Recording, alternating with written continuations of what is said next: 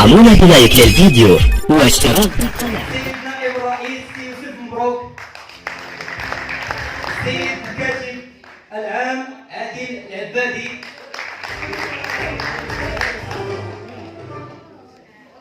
السيد امين المال يوسف الودغيري، السيد نائب الكاتب العام شعيب عبد العظيم، السيد نائب امين المال مصطفى اكركاب،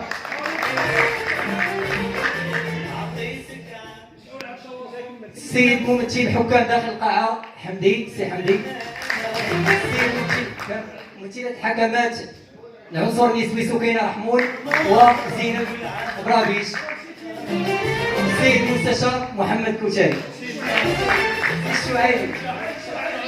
سي شعيب المساعد وعلى التواصل.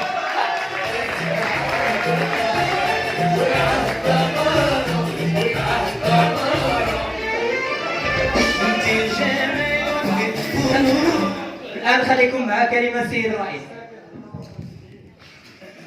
بسم الله والصلاة والسلام على مولانا رسول الله. إخوان مرحبا بكم، أخوات كذلك مرحبا بكم. كيبقى دائما هذا اليوم ديال الجمعية العامة وكيبقى يوم تاريخي دائما في تاريخ الجمعية. بسم الله الرحمن الرحيم. كما شفتوا اليوم كان موعد ديال الجمع العام ديال حكام عصبة الشاوية لكرة القدم. هذا الجمع هذا اللي حضروه مجموعة من الحكام اللي منخرطين والمتعاطفين مع الجمعية. فاليوم كان قرار سيادي، قرار اللي اعطى الصلاحية للحكام انهم ينتخبوا السيد جلال جيد رئيس لجمعية الحكام الدار البيضاء للمرة الثانية على التوالي. وهذا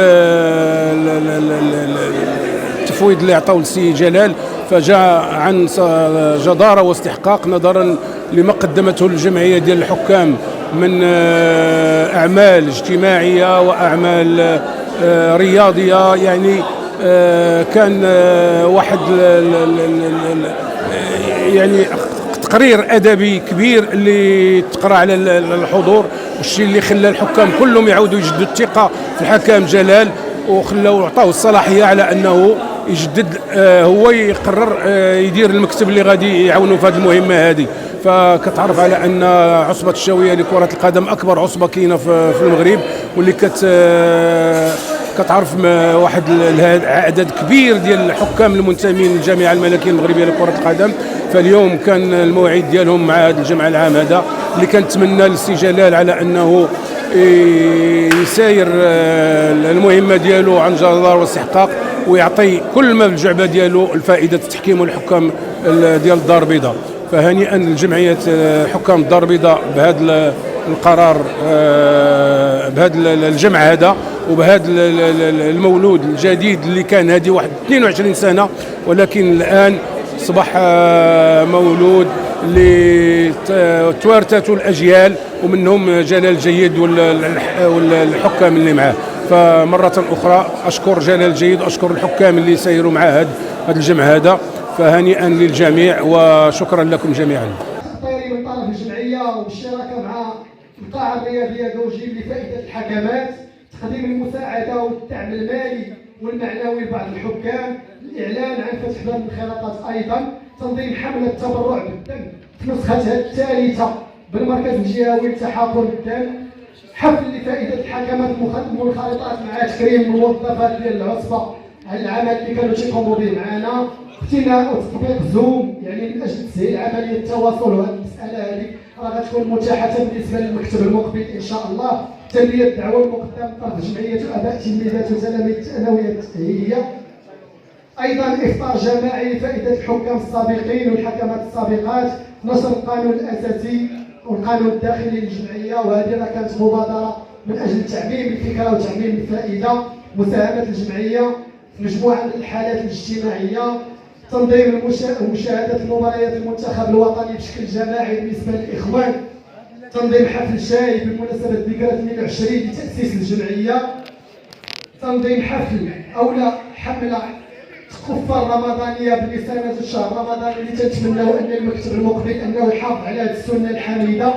المشاركة في أمسية رمضانية أيضا، توفير بدل العيد لفائدة أبناء الحكمات والحكام اللي هما الإخوان ديالنا، تلبية الدعوة المقدمة يعني من طرف مجموعة من الجمعيات، توقيع اتفاقية شراكة مع مجلس مدينة الدار البيضاء مع تكريم رئيسها مع يعني المجلس الدكتورة نبيلة الرميلي، توقيع اتفاقية شراكة أيضا.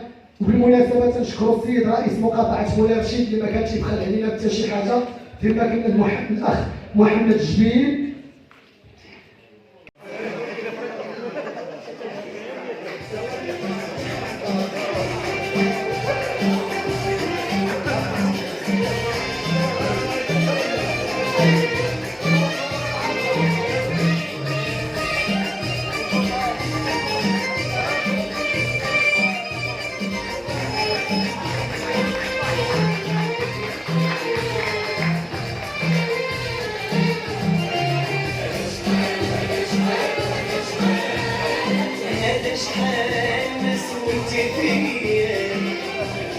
ناقشت التحرير الادبي والمالي طيله الاربع سنوات الاخيره.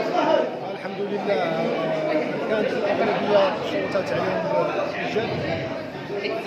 بصراحه كنوه كنشكر جميع الحضور على الانضباط ديالهم وروح المسؤولين اللي كاينين اليوم، بعيدا على التشنجات كيف ما كنقولوا كيعرفوها الجموع العامه، وعطاو واحد الصوره اللي كتليق بالجميع قدام ديال عصبه التوفيق.